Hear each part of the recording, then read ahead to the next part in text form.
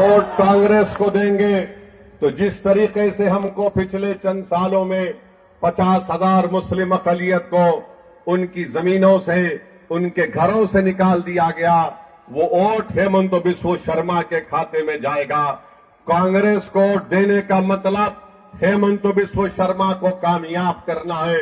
मैं आपको बताने आया हूं कि आप अपना एक एक वोट ताला चाबी को दीजिए और एआईडीएफ के उम्मीदवारों को कामयाब और कामरान करिए। मेरे अजीज दोस्तों और बुजुर्गों, यहां पर जो कांग्रेस के कैंडिडेट हैं, अगर आप उनको वोट दें या ना दें, वो चुनाव के बाद हेमंत बिस्व शर्मा के जाकर उसके साथ बैठकर चाय पीने वाले हैं। आप अपनी जमात को, एआईडीएफ को कामयाब करिए। मैं आपसे अपील करने आया हूं कि आपको डरने और घबराने की जरूरत नहीं है। हेमंत बिस्व शर्मा बहुत सी बातें कहती हैं कि मैं कमर तोड़ दूंगा, मैं इनके हाथ तोड़ दिया, मैं इनको डरा के भगा दूंगा, मैं इनको यह कर दूंगा। सुनो हेमंत बिस्व शर्मा साहब, आप आसाम के मुख्यमंत्री हैं।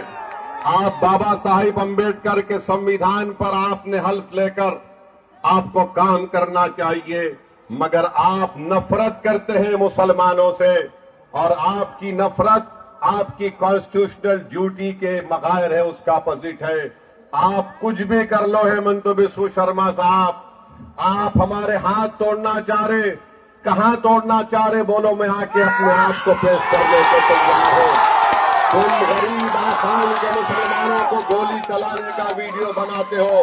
हेमंत बिस्व शर्मा, तुम आसाम के मुसलमानों को गोली मारने से पहले असदुद्दीन ओवैसी के सीने पर गोली मार दो, तो तैयार हो। अरे तुम क्या जुल्म करोगे, तुम कितना जुल्म करोगे? याद रखो, जुल्म करने से जुल्म मिट जाता है। तारीख बताती है कि फिरौन का भी जुल्म हुआ और फिरौन खत्म हो गया, अल्लाह ने मूसा को कामयाब किया।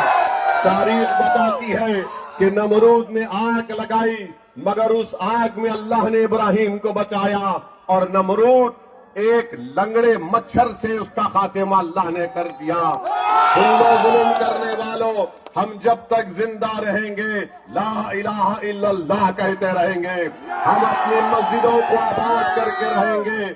अरे तुम्हारा जुल्म खत्म हो जाएगा। हेमंत बिस्व शर्मा, तुम भी इस दुनिया से जाओगे, मैं भी जाऊंगा, सब जाएंगे। जुल्म नहीं रहता, जुल्म मिटेगा। और आपसे अपील कर रहा हूं कि एआईडीएफ को कामयाब करिए, ये आपकी आवाज है। आज पार्लियामेंट में बदरुद्दीन अजमल साहब मेरे साथ नहीं है। पार्लियामेंट में वक्फ का काला कानून मोदी की सरकार ने बना दिया। हमारी वक्फ की मस्जिदों को, दरगाहों को, खानखाहों को छीनने की कोशिशें की जा रही है। मैं आपको कैसे बताऊं, उस वक्त पार्लियामेंट में जब वक्फ का कानून बनाया जा रहा था तो मेरी आंखें तरस रही थी कि काश मेरे साथ बदरुद्दीन भाई होते, अख्तर ईमान होते, इम्तियाज जलील होते, हम उस काले कानून को रोक देते। बताओ आज आप क्या हो रहा है? कांग्रेस पार्टी, आप बताइए, कांग्रेस पार्टी बोलती है कि एआईडीएफ से बीजेपी को फायदा होता है। सुनो कांग्रेस के दीवानों, तुम्हारे सर में दिमाग नहीं है। 2006 में अजमल साहब ने इलेक्शन लड़ा, जब कांग्रेस कैसे जीती। 2011 में कांग्रेस के खिलाफ अजमल साहब इलेक्शन लड़ा, कांग्रेस जीती। 2016 में हेमंत बिस्व शर्मा कांग्रेस से बीजेपी में चला गया, बीजेपी की सरकार आई। तुम्हारे 50 एमएलए हेमंत बिस्व शर्मा के साथ चले गए। 2021 में तुम इतनी बेशर्मी से बात करते हो कांग्रेस वालों, तुमने बदरुद्दीन अजमल साहब का गिरेबान, उनका हाथ थामा और फिर आज तुम कहते हो कि एआईडीएफ से बीजेपी को फायदा होगा। बीजेपी को, हेमंतों को फायदा पहुंचाने वाले का नाम कांग्रेस पार्टी है, बदरुद्दीन अजमल नहीं है। आप बताइए, अगर ऐसा ही चलता रहेगा तो फिर हमारी आवाज कहां पे रहेगी? मैं हैदराबाद से चलकर सिर्फ इसी मकसद के लिए आया हूं ताकि आप अपना एक एक वोट का सही इस्तेमाल ताले चाबी पर करें, अपने आप को कामयाब करिए। पार्लियामेंट के इलेक्शन में आपने फैसला लिया।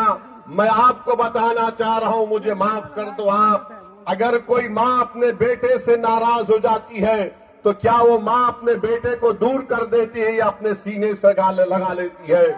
अगर कोई बाप अपने बेटे से नाराज हो जाता है तो क्या वो बाप 2 दिन के बाद अपने बेटे को बुलाकर कान पकड़कर अपने सीने से नहीं लगाता? क्या अगर 2 भाई में झगड़ा हो गया तो क्या 2 बड़े मिलकर 2 भाई को नहीं मिला सकते? मेरे भाई, आप यकीनन वोट डालिए, आपका अख्तियार है, मगर याद रखिए पूरा भारत आपकी तरफ देख रहा है। हैदराबाद का मुसलमान, महाराष्ट्र, गुजरात, मध्य प्रदेश के आपकी मां और बहनें देख रही हैं कि क्या आसाम के मुस्लिम अकलियत अपनी पार्टी को कामयाब करेगा, अपनी आवाज को मजबूत करेगा या फिर अपने होठ से उस पार्टी को खत्म कर देगा? आप याद रखिए, आप अपने वोट से अपनी आवाज को, अपनी ताकत को जिंदा रख सकते हैं। ये इलेक्शन बदरुद्दीन अजमल का नहीं है, ये इलेक्शन हमारे बच्चों के मुस्तकबिल का है। आप अपना वोट जब डालने जाएंगे, वोट डालने जाएंगे, बता दो दुनिया को, जिन्होंने हमारे घरों को उजाड़ा, हम वोट के जरिए ताला चाबी पर वोट डालेंगे। और आखिर में, क्योंकि हमको और 5-4 जगह पे जाना है, मैं आपसे अपील कर रहा हूं कि आप 9 तारीख के दिन ताला चाबी को वोट डालेंगे। हाथ उठाकर जवाब दीजिए, ताला चाबी को वोट डालेंगे, बदरुद्दीन अजमल AIDF को कामयाब करेंगे। तो लगाओ मेरे साथ नारा, नारे तकबीर, नारे तकबीर। अस्सलाम वालेकुम, बहुत बहुत शुक्रिया।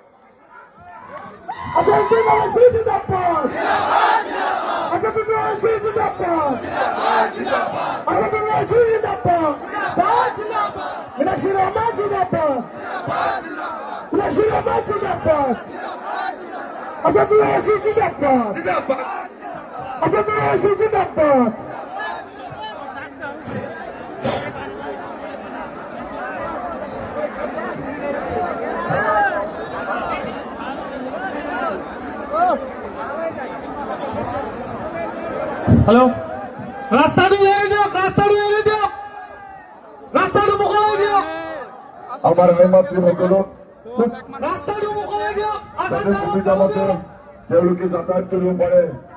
চৰকাৰ যুৱবন্ধু মুৰব্বী সকলক অনুৰোধ কৰিছো বিশৃংখলভাৱে সকলোতকৈ সহি শিক্ষিত আৰু যোগ্য বুলি আপোনালোকে ইতিমধ্যে প্ৰমাণ কৰি দিছে। সেয়ে 9 তাৰিখত আপোনালোকে আশা ৰাখি আজিৰ এই জনসভাৰ সভা এইখিনিতে সমাপ্ত বুলি ঘোষণা কৰিছো। ধন্যবাদ। AIDF জিন্দাবাদ, বদৰুদ্দিন সাহেব জিন্দাবাদ, তালা চাবি জিন্দাবাদ, মীনাক্ষী রহমান জিন্দাবাদ, ডক্টর হাবিব